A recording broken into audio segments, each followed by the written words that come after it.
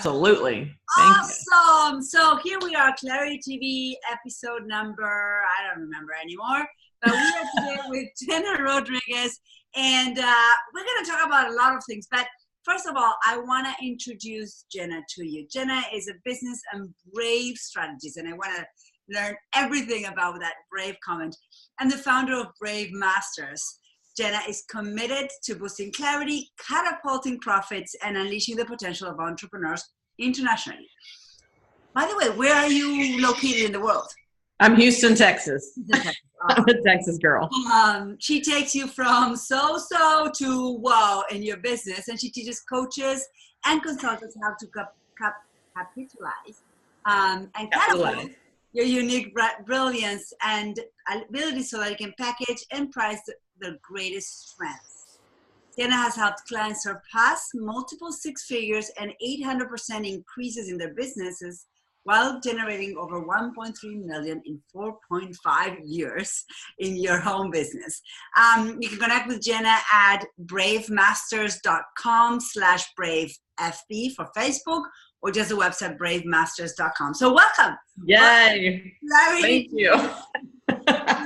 I love that you and I share the word, two words. We share the word masters. You know, Brave is the company, Masters in Clarity is mine. That's right. The concept of clarity.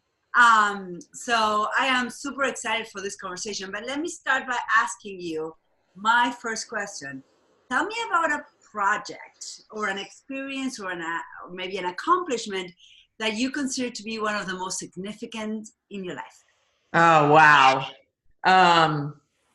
Goodness. So yes, I mean, many, every little feat. Heck, I even had one this morning, which was I jogged straight for 20 minutes, and I've never done that in my life. So, oh my God, that's huge. Yeah, it's huge, right? I cried. I was on the treadmill crying. It was huge. And I'll say this about that, because any big accomplishment, and I'll give you some meaty accomplishments, but the thing that is huge about it is the mindset that's required to get through. Because I said, oh shit, at the beginning. I was like, I have to run 20 minutes? What do you mean? I'm following an app, and the coach on the app, is saying run 20 minutes.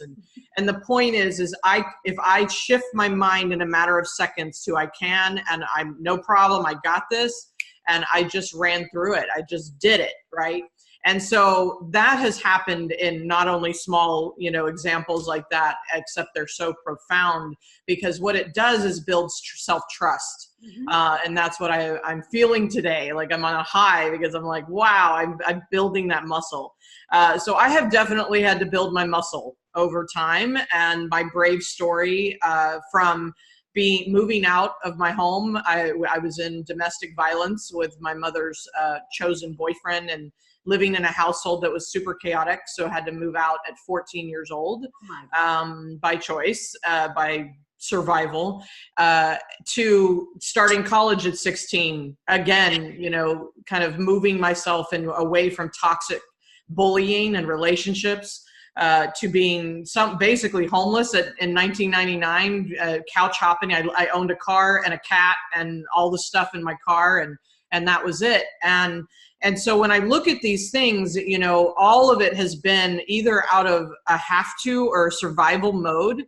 And that's where my brave really began, it came from the hardships that I was, just surrounded by. But I had the decision to go like, I need to do something different. And so all of those things have definitely impacted me, obviously, all the way.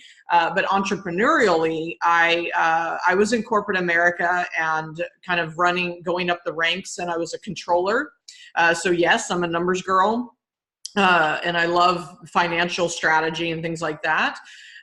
But there was a point where I burned out, and I was just like, I want to do my own thing. I want to do it on my terms. I want to make my own money. I want to, it's like this 70,000 a year is great. It's not bad, but minus taxes and life.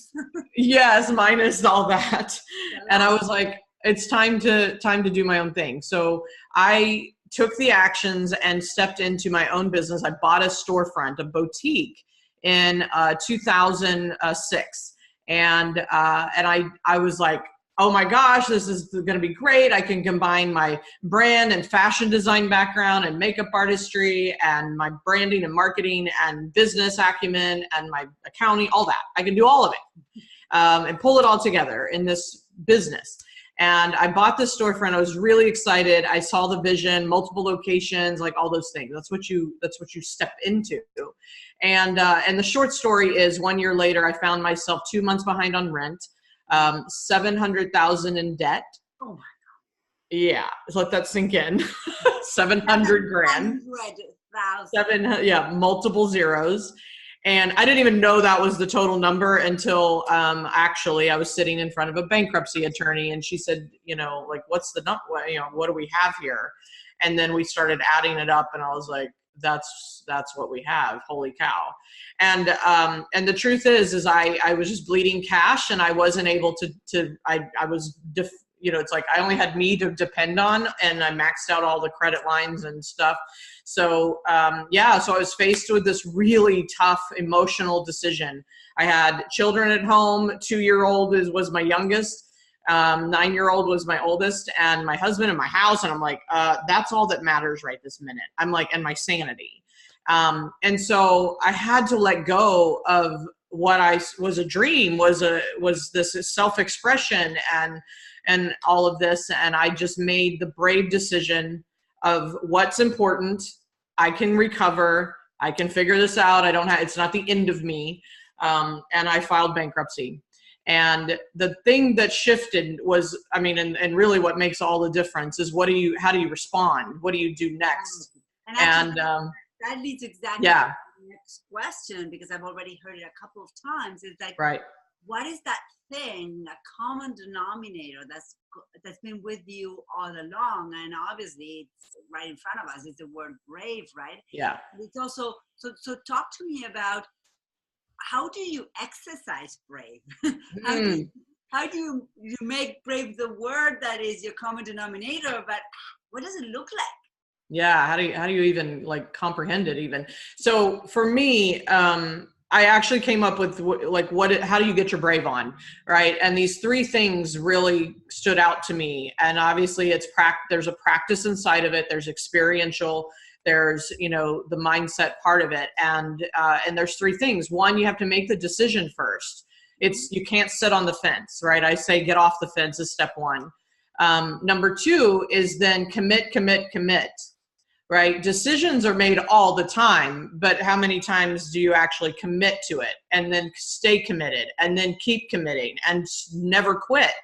And then third is take action, and massive action. And it's like, so even in the moment, this experience today, of running 20 minutes on the treadmill, and I was like in the split seconds, right? You're running. So it's like split second, one after the other. And I'm like, decide, am I going to finish it or not? Decision.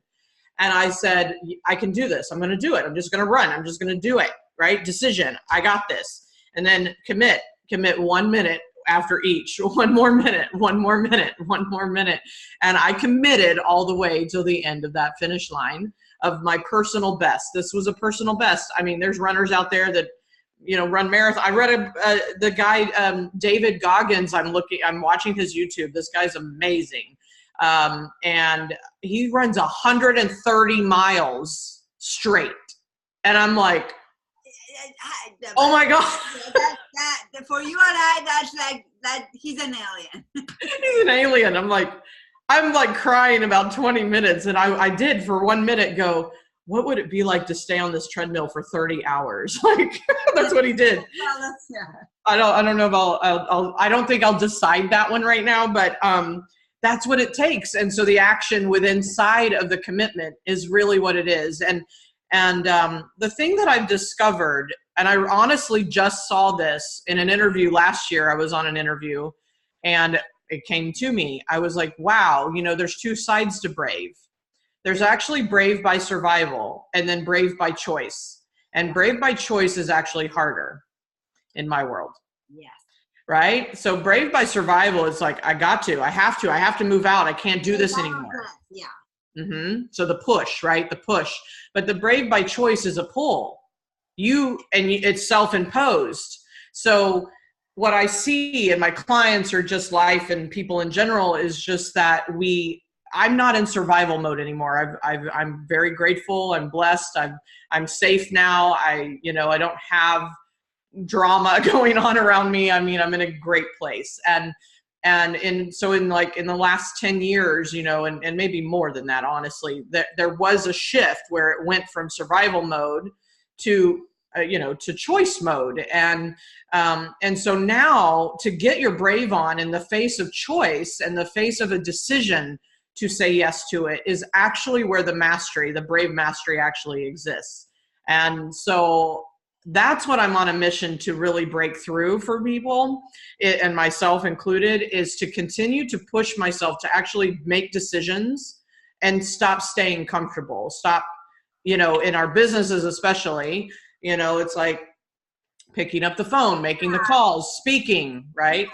And I think, we're both business strategists. And I think yeah. what we're talking about is every dollar we add to our business, into our bottom line, is simply the result of occupying more space in this world, of stretching and touching probably upon a boundary of fear, of comfort, of right. judgment, mindset. Like, it's a whole mush of things, right? But yeah, sure. I'm just hearing you in that, when you have no choice. I will even challenge that, Jena, because I think the mastery of brave is that consistent quest to yes, for sure, growth, right? But even being brave in the moment of survival is still a choice, because you did not play victim. Yeah, it's still choice, but it's pushing. It's one of those that, like, if I don't activate, the consequences are worse. Yeah. But playing victim will have a really big consequence. I share that kind of my own story in 2 years ago. My husband, who was the main breadwinner, who's in a whole mess with a family business, all of a sudden lost his job, 4 kids, big house. Like, whoa. And I had 1 month, which I know was the last month of his paycheck. I was like, okay, do I wake up next month and put my head under the pillow and pretend I can't do this, I can't grow my business? Right. Or, I already had a business and it was doing well, but I needed to step it up. And I have a choice. Either I step it up and everything stays the same and we deal with this crisis, or I play victim, I stay small and we might lose our house, and we might, and so I doubled my revenue in 30 days because it's awesome. The mortgage. But I think I love what you say about bravery is a choice. Sometimes it's the only choice, and sometimes as we get more settled, it's an active choice. Yeah, I think to clarify, because this is good, because it's clarifying my point, right? When I was in Brave by Survival, it was this unconscious push, it's this, and I was in victim for many of those years. It was about the circumstance. These people are like hurting me, or, whatever, like they're emotionally, hurting me. And so, yes, I'm very clear that there was some victimhood in that. And yet there was still choice in the matter, because you're correct. It's unconscious, or it's conscious living. And I've been on a quest of my own to live more consciously aware and be willing to be uncomfortable inside of it, and for the sake of the reward, right? And so, yes, I do believe everything's a choice, even in the hardest moments, because that is the one thing human beings have, is choice, period.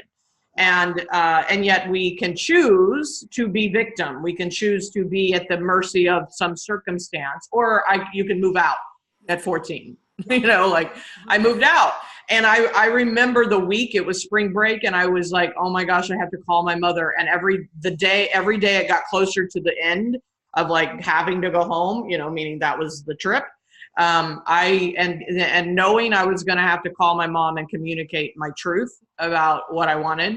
And I just, like, tears and like stress, and like I remember the feeling. I was so scared to tell my mother I'm not doing this anymore. Yeah. And I think, as always, then you do it, and then And you then I call did the it. mother, and then you meet with the bankruptcy attorney, Yep. and I think, and then you say yes to the running 20 minutes. But those split seconds of Yes.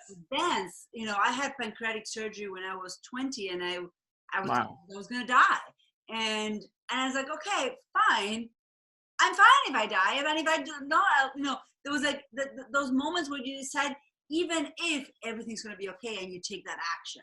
And I think that's one of the things you said. The third, the three parts of bravery, but the third is massive action. You got to So take it. let me ask you this. Now let's shift to your work, right? Sure. What impact do you want to have in the world? And you know, I you know, one of my things in my business is to listen and understand the core idea behind work. So I've already have that a little bit, but you know, there's a very core intention that you're putting out into the world. Yeah. You know, if you're, as your vision realizes, what is the impact? What are you leaving behind?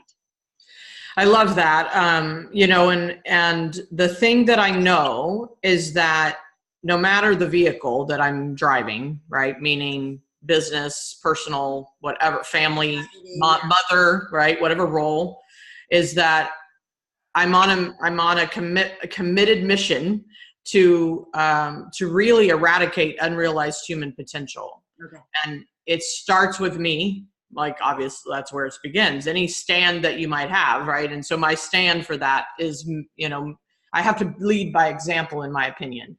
And so when I say that, and I love entrepreneurship, and the reason I believe in entrepreneurship so much is because it's the example of full potential, meaning you get to decide how much you're worth. You get to decide how you help. You get to decide how you serve. And not to diminish, I was in corporate America, I've worked for other people, and there is a place for that, and there is a brave master inside of that as well. And I just happen to love entrepreneurship because I feel like I can design it. I'm a creator, right? And so being visionary and also the integrator, like being really the one that loves to make things happen, right? I just believe entrepreneurship is a huge opportunity for that. So, and there's other opportunities out there.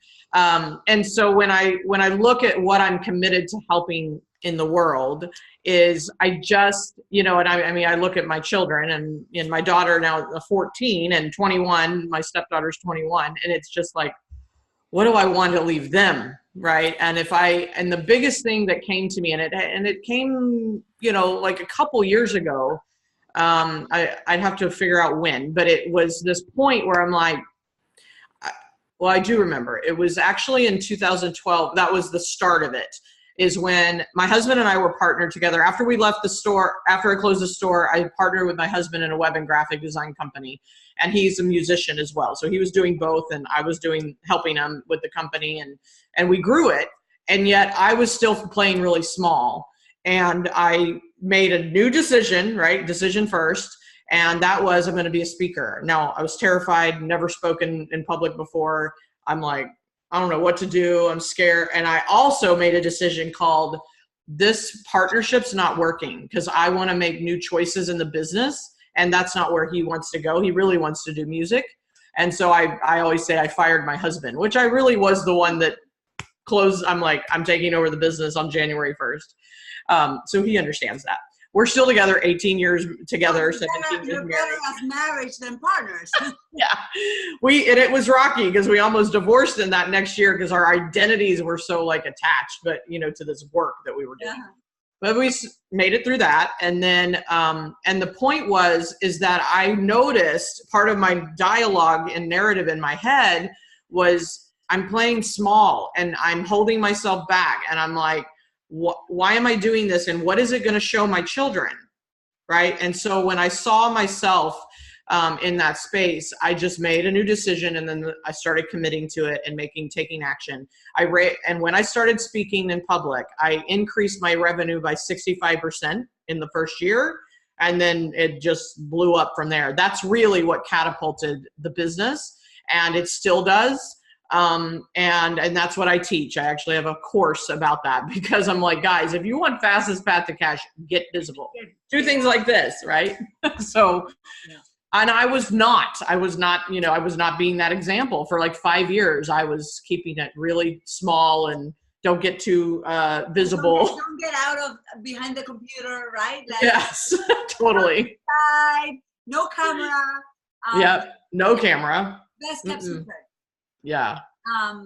So let's talk about that. What are some myths? And why is that people stay on this side of the computer, right? That, you know, I know there's all this hype of, okay, you create a funnel, you get $1 million in a day. And it's like, nah, not really. So talk to me about some of the things that the obstacles that your clients or the people that you work with need to overcome to say, yes, you know, I need to get out there. I need to get on my brave and try something that really I don't want to. I don't want to. Just fight it all the way. Yeah, it's really good. So the question was like the myths and the missteps. And I think what happens is people, I mean, we just naturally want to gravitate to our default, like what's most comfortable. Well, you know, this is a little scary, so I'll do this first. Yeah. And what I have found, and through experience, obviously, and I walk the talk, you know, I'm not offering something I haven't gone through, is that the true fastest path to cash really is the one-to-many, and where can you build the fastest relationship, and that truly is the face-to-face. And so I've experienced that firsthand, and I just experienced it a week ago. Right? I had a speaking gig. I offered something complimentary. It wasn't a paid offer, but 88% said yes to that. And I'm like, how fast can you do that online? And the truth is, I mean, you can look at the statistics online. The statistics are 2% at the most of like people clicking and saying yes. And you just it's a slower process. Well, when I started, you know, in 2013 with my business the way it was and speaking for the first time, I was like, I don't have time for that.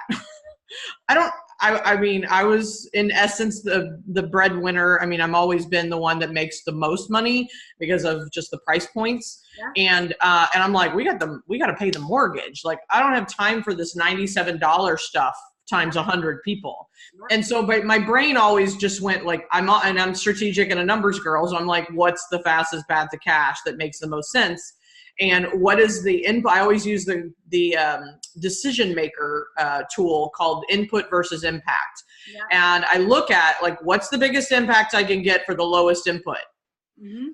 And so I'm always like, that's how I prioritize things. It does not mean that I didn't get online or be on social media, but I also I focus with my clients on a marketing mix. I think you have to do a little bit of all of it. And if you're making less than 6 figures, trust me, you're going to need cash to invest in the things online to accelerate them. And I've been there. I am there, you know? And so if you can handle the cash flow first through speaking and one-to-many and maybe having workshops or something like that, where you can really get in relationship with people, then the online will complement that. Mm-hmm. And then there will be a point when you've really handled your profits or your cash flow that it's like, okay, now it's time to roll in more online strategy at a bigger rate, like you're investing at a higher level. So all those things I've done, I've experienced. I also saw where I slowed down on my speaking and I made less money. Yeah. But I mean, it's so important to get visible. And so when people are faced with, I think what happens most is people go into I don't know how.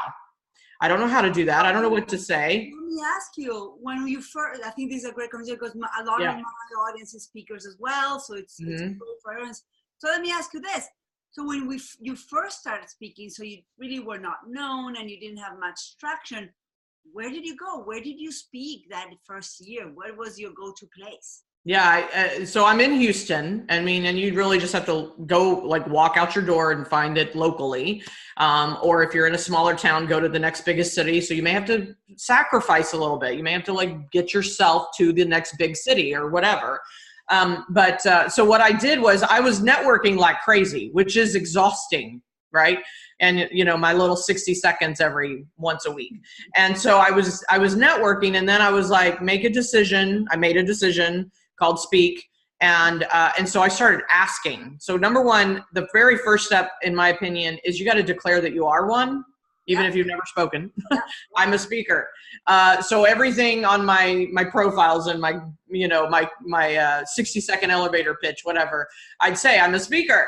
So, you know, you have to declare you are, so that it can then start to show up and you position yourself that way. And then I started asking, hey, where, you know, I'd ask the speaker of the network meeting, like, hey, where else do you speak? And then I went just like full speed ahead. And so, and of course now I have a system and templates and all that, like, to make it easy for people, but it's everything local. I looked up network events in my area. I looked up network events on Facebook, because you can do a search and things show up, right? And now we have the events section. You can literally find stuff. I went to meetup.com and found things like that. So I was just like, what can I do to like get the word out, as well as just stay really in massive action around finding people and places I could ask for it. And my first speaking gig actually came when I was in a one-day event. Again, attend events, show up. And I was sitting there. I announced I was a speaker, hadn't spoken yet, but I said it in my 60-second, and a lady at the table heard me. And like after lunch, it was a one-day event. So after lunch, she came to me. She's like, hey, I had a cancellation in April, and I heard you say you're a speaker. Would you speak? And I went, my whole body was like, oh my God, I have to. When that happened. But I was scared. You know, Jena, you can't make this up. I mean, I think when you say yes to the entrepreneurial journey, I love that you say, you know, what's the first step? Well, think it, say it. Think it, yes. declare it. And, declare it. You know, we talk about when probably happens to you that you have these conversations outside of this environment, like your neighbor who you know have no idea what you do. I have no idea. I'm looking at you like, what's wrong with you? But you and I know that this happens, that you think it and then you say it out loud, and she's like, that's just what I need. And I'm like, whoa, and it shows up, manifests. I love it. You're always creating. So it starts with our brain and our mind and our thoughts and you know, so it's like, pay attention. And so, it's like the decision and the commitment to it, even though the gigs hadn't shown up yet, but then they do. And I said yes. I like got my brave on in the moment, and I was like, yes, just smiled. That's actually, I'm in that journey in 2019. I've declared that I'm getting out of my computer too. I love it. Yay. I'm doing a podcast a week right now, and I mean, as a guest, and I'm speaking 2 to 3 times a month locally. I love it. Because I love it too. So let me ask you this. What are you most excited in this year ahead? Oh, so this may be kind of off the beaten path a little bit, but I'll just be really clear and honest about where I am personally and with my, I just gone, and it's literally been like a month of a shift that's just massively taken hold. And I do a lot of personal development work, like that's consistent and all that, but something really, really shifted about a month ago. And I put this decision, commitment, and action in place around my self-care. And what I am noticing, so couple disclosures. 1, I'm a recovering perfectionist. 2, I'm a recovering control freak.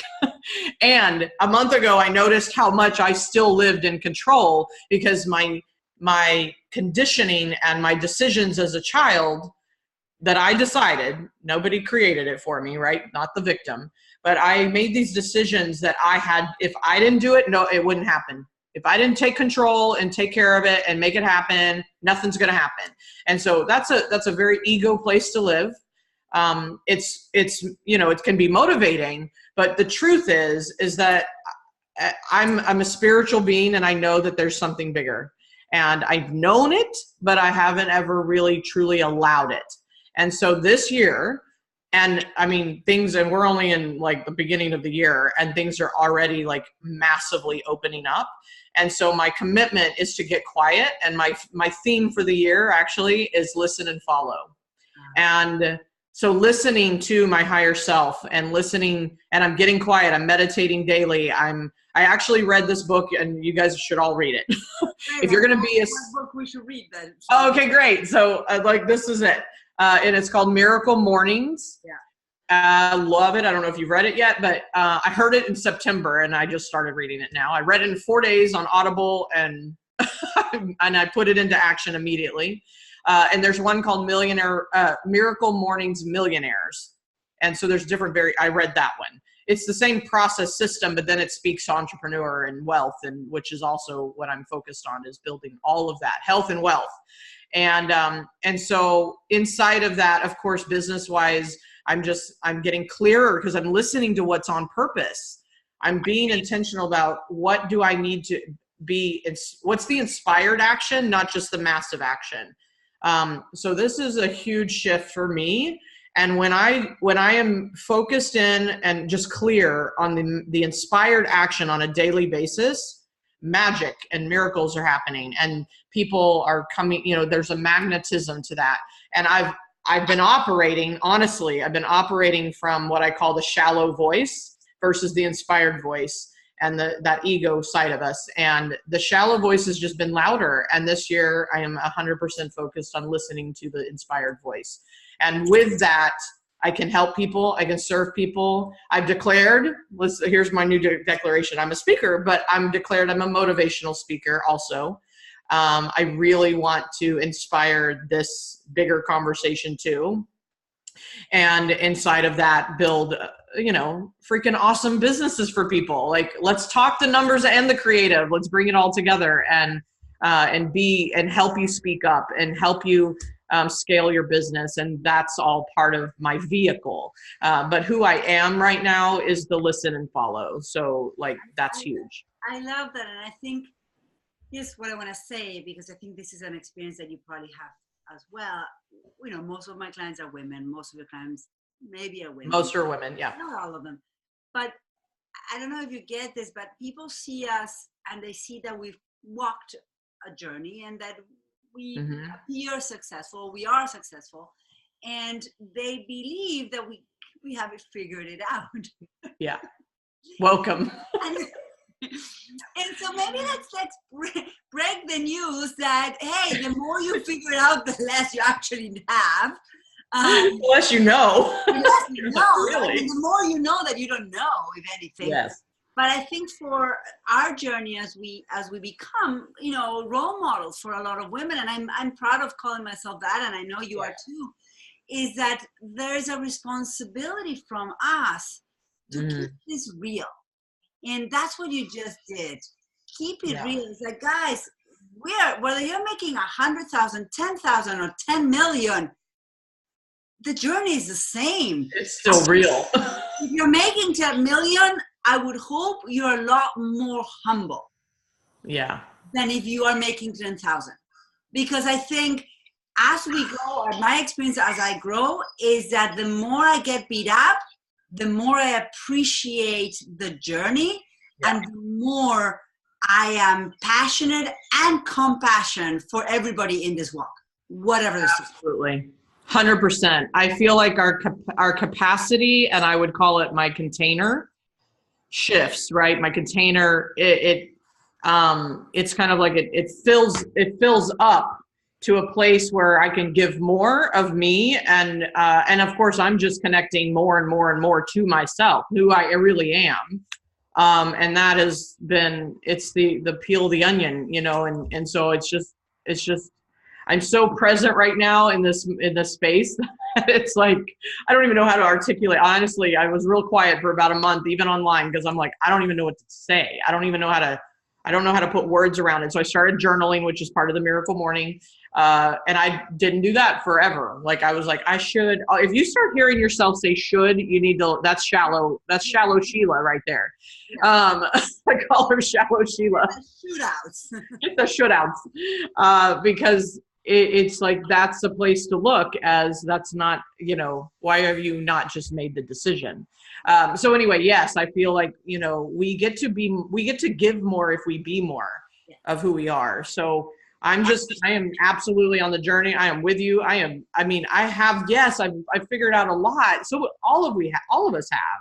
We all have a story. We all have a journey. We are in it. And I am the first to be the open book to tell you exactly where I am now, because it's like, here's the stair step. I'm at the next plateau. Yeah. Like, I ain't done yet. I'm not done. Never will be. I just want to say, I believe I found a new friend today. I do too. You're amazing. I think this was an amazing conversation that we brought to your audience, to my audience. We will also post a video later. It's on Facebook Live right now. But I just want to say, Jena, thank you for being you, for being honest, and for bringing what's cooking right now. And what's cooking? Yeah. And You're whatever welcome. soup we're making it, and then something else will come along. Yeah. So, and don't be afraid to burn the cake, right? Anything else you want to add before we say goodbye? First, thank you. I feel really, really blessed and connected to you as well. Like we're Brave Masters, and we all are. And I think that's, I have my podcast too, for the whole point of showing that people, it's like, even if you've arrived at something, it doesn't mean that you still don't have more to arrive at and become more of. And so I really love that we have these conversations, and I'll just say this, I was ashamed of that bankruptcy. I didn't speak about it for 6 years. And so that too had to be, it's like, whatever you're holding in is the thing that is the message for someone else. And so it's like, say it out loud, right? Just own it, say it out loud, and keep moving. So that's what I offer. Be a Brave Master, and join me in my group if you want more of that inspiration. Brave Entrepreneur. Bravemasters.com or bravemasters.com/bravefb for Facebook. Please follow Jena, and I just gonna say, love you. Thank you. And we're in this together. I know, like pinky swear. Thank you. Thank you. Appreciate it.